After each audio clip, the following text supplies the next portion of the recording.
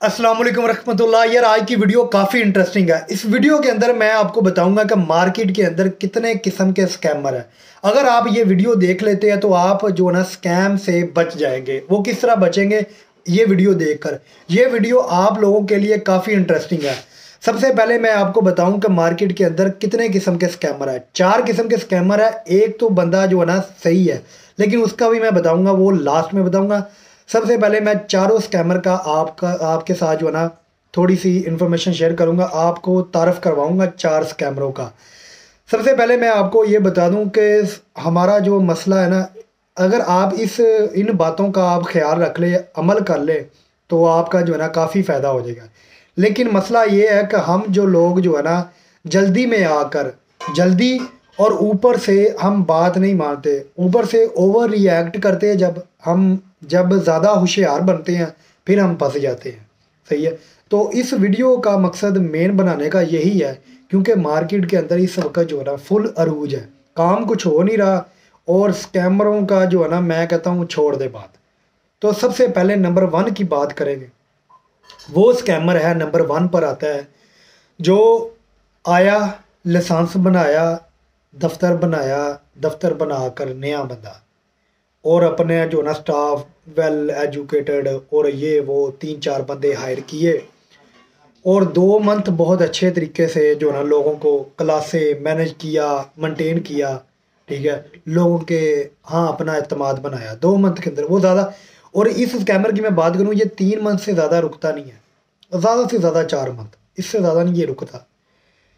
और 2 मंथ के अंदर ये जो है ना एक आधा वीज़ा भी लगवा देता है बंदे का, 2-3 वीज़े लगवा कर। और जो 2-3 वीज़े लगते हैं उससे लोग जो है ना बहुत ज़्यादा सेटिस्फाई हो जाते हैं। और उनके फिर जिनके वीज़े लगते हैं, उनके रिश्तेदार, उनके दोस्त अहबाब, यानी कि एक बंदे का जब वीज़ा लगता है ना, वो कम से कम 10 बंदे जो है ना ईजीली ले आता है। जब एक बंदे का वीज़ा लगता है तो वो जब 10-10 बंदे लेकर आते हैं, फिर उसके बाद जो है ना आस पास के लोग फिर सारे जो है ना उसके ऊपर जो है ना सेटिस्फाई हो जाते हैं। फिर वो लोगों के जो है ना पैसे पकड़ते हैं। तो फिर जो है ना फिर वो 2-2 3-3 लाख नहीं पकड़ते, फिर वो 10-10 12-12 लाख। ऐसे बंदे हैं। कराची में हुआ, लाहौर में हुआ, फैसलाबाद में हुआ, पिंडी में हुआ, इस्लामाबाद में हुआ। 10-10 8-8 लाख लोगों से पकड़ते हैं। 7-8 करोड़, 10 करोड़, 15 करोड़, 20 करोड़, इवन के 25-25 करोड़ तक लोगों से लूट कर बाद में फरार। कोई उनका आता नहीं, कोई पता नहीं, इस मुल्क से ही फरार हो जाते हैं। नंबर 1 पर ये बंदा आता है। नंबर 2 पर कौन आता है? नंबर 2 पर वो बंदा है इस वक्त बहुत पुराने, यानी कि काम कर रहे हैं, दफ्तर है उनके, ऑफिस है, सारा कुछ है। लेकिन वो क्या कर रहे हैं, उनके पास इन कंट्री की डिमांड नहीं होती। वो काम कर रहे हैं, यानी कि सऊदीया दुबई का उनका काम था। और फिर बाद में जो है ना वो काम, इस वक्त मार्केट के अंदर सारा ही पाकिस्तानियों का काम स्लो है। ये बात भी आप याद रखें। चाहे सऊदीया दुबई ने वैसे ही मुश्किलातें इतनी ज़्यादा करती है कि, ठीक है, रिक्वायरमेंट, लेबर की रिक्वायरमेंट यार एफ़ए कर दी उन्होंने। एफ़ए है तो फिर लेबर में आ सकता है, सैलरी वही 900,000। तो सऊदीया की बात करें, उसकी भी जो है ना काफ़ी गल्फ़ की इतनी रिक्वायरमेंट कर दी है। तो फिर जो है ना ये जो स्कैमर है, ये लोगों से इन्होंने एडवांस लिए 4-4 लाख, 5-5 लाख। मैंने आपको कई बार बोला है कि 2 लाख से ऊपर किसी को एडवांस नहीं देना। 4-4 5-5 लाख एडवांस लिया।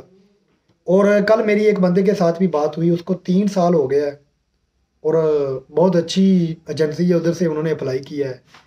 तो 3 साल बाद उनको जो है ना बहुत ज़्यादा फोर्स करने के बाद जो है ना फिर भी उसके जो है ना आधे से ज़्यादा पैसे कटिंग कर लिए, और पैसे उसको वापस कर, ना उसको वर्क परमिट रिसीव हुआ, ना कुछ, रमानिया का केस करवाया। दूसरा बंदे वो आते हैं, इन्होंने जो है ना लोगों से 3-3 4-4 लाख रुपया पकड़ते हैं, और कहते हैं कि आप अपने डॉक्यूमेंट्स, रीजनल डॉक्यूमेंट सब कुछ पकड़ते हैं, पासपोर्ट तक ले लेते हैं अवाम का, ताकि वो इधर उधर बेचारा जो ना मसलन कहीं का सोचे ना। क्योंकि आपको पता है कि हमारे जो जितने भी भाई है जो यूरोप जाने वाले हैं या बाहर जाने वाले हैं, इन्होंने अपनी कसम खाई होती है कि हमने पाकिस्तान में कोई काम नहीं करना, हमने जाना है तो बाहर जाकर ही काम करना है, और पूरी ज़िंदगी इन्होंने कोई काम नहीं किया होता है। तो फिर वो केस अप्लाई कर लेते हैं, बैठते हैं, रिश्तेदारों, दोस्तों, सबको बताते हैं, लेकिन उनको क्या पता होता है कि उनके साथ क्या फ़िल्म चल रही है। तो इस तरह उनके साथ होता है कि जब रोज़ाना कोई 6 मंथ बाद, 7 मंथ बाद, कोई साल बाद रब्ता करता है, कोई रोज़ाना भी करता है, कोई हफ्ते बाद करता है, फिर उनको बताया जाता है बस दुआ करे, दुआ करे, दुआ करे। सही है, लेकिन काम नज़दीक है, लेकिन होता कुछ नहीं है, यहाँ तक कि उनका अप्लाई भी नहीं होता। तो फिर जब बाद में 3-3 साल बाद जो है ना, जब बंदा जो है ना, एक बंदा थक जाता है, उस वक़्त जो है ना उनको उनकी पेमेंट जो है ना, पेमेंट के अंदर से भी कटिंग कर दे देते हैं और कहते हैं ये आपका काम नहीं हुआ, हमारा खर्चा बहुत ज़्यादा हुआ है। वो कुछ तो इस तरह करते हैं, पेमेंट देते ही नहीं है, ज़्यादातर पेमेंट देते ही नहीं है। वो बस उसको चक्कर पर चक्कर लगाते हैं। और बाद में ऐसी भी एजेंसियाँ हैं, मैं आपको नाम नहीं बताना चाहता, उन्होंने बंदों को जो पैसे लिए थे उनको बाद में उन पैसों के अंदर मज़ीद पैसे और डलवा कर, यानी कि जितने का वीज़ा था उतने और ले लिए और सऊदीया दुबई भेज दिया, कहा कि यूरोप के वीज़े नहीं लग रहे। इस तरह कर कर भी लोगों के साथ किया। उसके बाद नंबर 3 पर जो वारी आती है वो ये आती है कि मार्केट के अंदर इस तरह के बंदे भी हैं जिन्होंने लोगों को 1 मंथ यानी कि जल्दी का लालच देकर 1 मंथ के अंदर हम आपका काम करवा देंगे, और अवाम हमारी बहुत जल्दी वाली है, और 4-4, 5-5, 7-7 लाख दिया।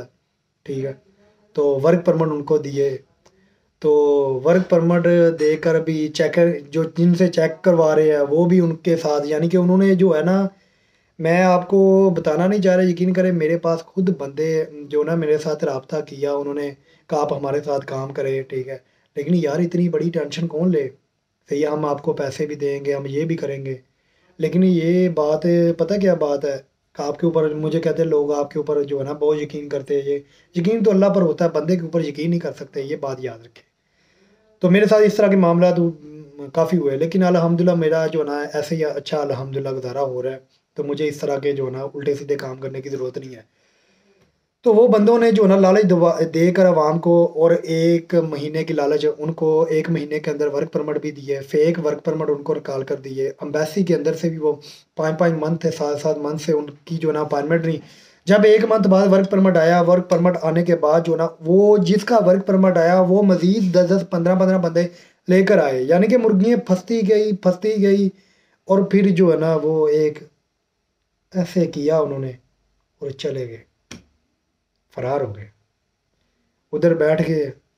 और बाद में पीछे से भी लोग मैसेज कर रहे हैं, वो आगे से गालियाँ निकाल रहे हैं और कहते हैं पर्चे कराओ, जो मर्ज़ी कराओ। स्टाम्प किए यार, स्टाम्प कर दिए। ये जो लोग मेरे पास भी कुछ आते हैं यार, आप स्टाम्प करें यार, जिन्होंने भागना है ना स्टाम्प करे, जो मर्ज़ी करे, कुछ भी नहीं आप कर सकते उसका, ये बात याद रखें, कुछ भी नहीं कर सकते, ये अपने ज़हन में रख लें। बस बंदे के दिल में खौफ खुदा हो, सही है, और उसकी नीयत मेरे दिल में क्या है ये आप नहीं जानते, मैं जानता हूँ, अल्लाह जानता है, मैं आपको कई बार बता चुका हूँ। तो ये नंबर तीसरे पर आते हैं। नंबर चौथे पर वो बंदे आते हैं जो मजलूम मैं आपको बताता हूँ, जो एक सही काम करने वाले हैं और उनके काम में अगर टाइम लग जाता है तो फिर जो है ना कस्टमर उसके साथ कोऑपरेट नहीं करता और उनको जो है ना तंग करता है, फिर बाद में उनके साथ जो है ना ओवर रिएक्ट करता है, फिर वो मजबूरन उनके साथ जो है ना गलत करने पर मजबूर हो जाते हैं। इस तरह के नंबर 4 पर वो स्कैमर नहीं होता, उसको मजबूरन स्कैमर बनाया जाता है। अब ये बोलेंगे जी, आप कहेंगे ये आप हैं, ठीक है, मैं नहीं कहता ये हम हैं, लेकिन हकीकत बात है, इस तरह होता है।